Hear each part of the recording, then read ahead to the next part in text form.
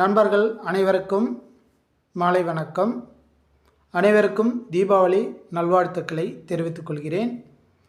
நண்பர்களே, பிஜிடிஆர்பி தேர்வர்களுக்கு ஒரு சிறிய விளக்கத்தை கொடுக்க இந்த வீடியோ பதிவு.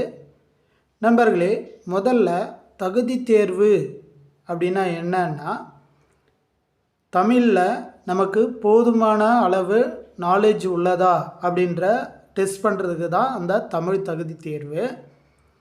இதில் பார்த்திங்கன்னா எல்லா எக்ஸாமுமே 40% எல்லா எக்ஸாமுக்குமே தமிழ் தகுதி தேர்வில் 40% நம்ம மதிப்பெண்கள் எடுக்க வேண்டும். இப்போ எக்ஸாம்பிள், நமது டிஆர்பி கொஷின்ஸில் 40% மதிப்பெண்கள் எடுக்க சொல்லியிருக்கிறாங்க. நமது டிஆர்பி கொஷின்ஸில் 40% மதிப்பெண்கள், அதாவது மொத்த மதிப்பெண்கள் 50, இதில் 40%ன்றது 20 மதிப்பெண்கள் எடுக்க வேண்டும். 1 to 20 வரைக்கும் பார்த்தீங்கன்னா 2 மார்க்கு, அப்போது 40 mark. 1 to question number 1 to 20 வரைக்கும் 2 மதிப்பெண்கள், அப்போ 40 மார்க் ஆகுது. அடுத்து 20 to 30 வினாக்கள், அதாவது அந்த கொஷின் நம்பரை, இது பார்த்தோன்னா 1 மதிப்பெண்கள், அப்போது 10 × 1 10 மார்க். அப்போது மொத்தம் எவ்வளோ மதிப்பெண்கள் அப்படின்னு சொல்லும்போது 50. மீண்டும் தெளிவாக சொல்கிற பாருங்க. கொஷின் நம்பர் 1லேருந்து 20 வரைக்கும் 2 மதிப்பெண்கள், 40 மதிப்பெண்கள். அதேமாதிரி கொஷின் நம்பர் 21லேருந்து 30 வரைக்கும் 1 மதிப்பெண்கள், அப்போ 10 மதிப்பெண்கள். அப்போ அது 40 + 10 50 மதிப்பெண்கள். இதில் 40%. 40%ன்றது என்ன? மொத்தம் 20 மார்க் எடுக்க வேண்டும். நீங்கள் இந்த 20 மதிப்பெண்களில் 1 மதிப்பெண் குறைந்தால் கூட கண்டிப்பாக நீங்கள் நாட் குவாலிஃபைடு, தமிழ் தகுதி தேர்வில் நாட் குவாலிஃபைடு. அப்போ நாட் குவாலிஃபைடுனா என்ன? நீங்கள் பிஜிடிஆர்பியில் உங்கள் மேஜர்ஸ், இப்போ எக்ஸாம்பிள் இங்கிலீஷ், இந்த ஆங்கில பாடம் நீங்கள் முடித்திருக்கிறீங்கன்னு வச்சுக்கோங்களேன்.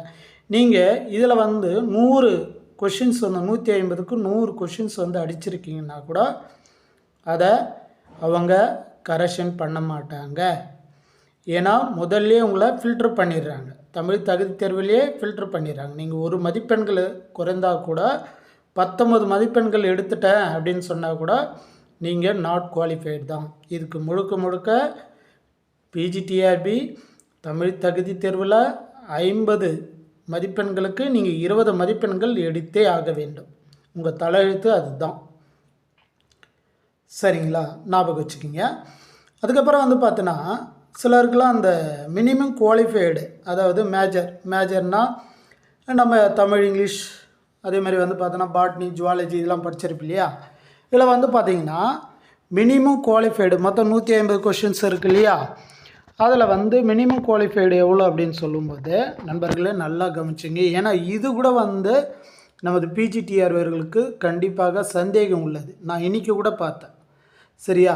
அவர் ஃபிசிக்ஸ் மேஜரு, அவர் எவ்வளோ குவாலிஃபைடு மார்க்குன்னு கூட தெரியல. அதே மாதிரி எவ்வளோ தகுதி தேர்வில் எடுக்கணும்னு கூட அவருக்கு தெரியல. சரியா? அதுக்காக தான் அந்த பதிவு. நீங்கள் எதுவும் தவறாக நினச்சிங்க. மற்றவங்களுக்கெல்லாம் தெரியும், சிலரெல்லாம் ஒரு விழிப்புணர்வே இல்லாமல் இருக்காங்க. அவங்களுக்காக தான் இந்த பதிவு. அதால் நீங்கள் எதுவும் எங்களுக்கு தெரியாதா, நாங்கள் எழுத முடியாதா அப்படின்லாம் சொல்லாதீங்க. முற்றிலும் இது என்னுடைய நண்பர் ஒருத்தர் இந்த விஷயத்தை கூட தெரியாமல் அவர் இருக்கிறாரு. நான் அவருக்காக தான் அந்த பதிவை போட்டிருக்கேன். சரிங்களா? அப்போ minimum qualified majors plus education psychology plus பார்த்தீங்கன்னா ஜிகே, இதில் மினிமம் குவாலிஃபைடு. இப்போது பிசி இருக்காங்க. பிசினா 50% எடுக்கணும். 50% எவ்வளோ? மொத்தம் 150 மதிப்பெண்களில் 75 மதிப்பெண்கள் 50%.